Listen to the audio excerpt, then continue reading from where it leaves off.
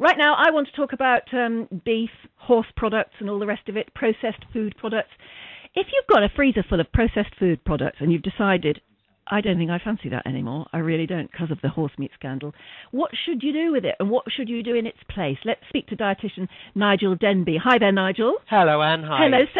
So maybe we've got a whole, Berkshire full of people with freezers full of processed food they just don't want to cook anymore.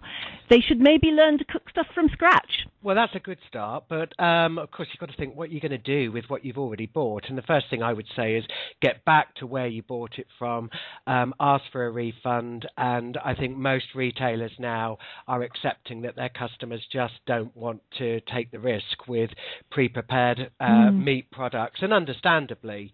Yes, it's mince. When it comes down to it, it's probably things like mince or casserole type things where you can't tell what's in it. You can't see. You don't know. We're not really talking about lumps of steak as such. It's more things like bolognese sauces, cottage pies, shepherd's pies. Of course, we're not just talking about beef now as well. We are beginning to see that there's concern around poultry and lamb as well. So basically where a piece of meat has been taken and changed from its original format, so either minced or turned into sausages, that type of thing. Those are the areas to be concerned about. Yes. And I do think it's important to remember, before we even knew about this issue with horse meat, those very, very cheap ends of the market of bolognese sauces and shepherd's pies, they were never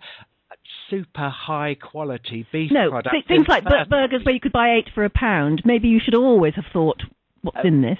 There is a lot in the old adage of you do get what you paid for. And yeah, absolutely. The mince that was produced to make those 8 burgers for £1 wasn't produced in a way that any of us would find particularly attractive if we really got down to the nitty-gritty.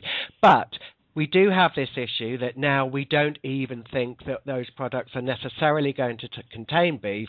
And if you're worried, take them back, get your money back, and then buy meat that you can actually recognise over the counter. Go to your butcher, either over the counter in the supermarket, go to your local butchers and buy your mince there, where it's much, much easier to trace where it actually came from, and get some really, really simple recipes. You can download them free of charge from grubforlife.org.uk. Cook in batch and then freeze your own burgers, your own bolognese. It's actually quite easy. What's that website again? It's grubforlife.org.uk. And there are free recipes there, just ordinary bog standard, I was going to say, recipes for what to do with. This is totally easy, tried and tested family recipes.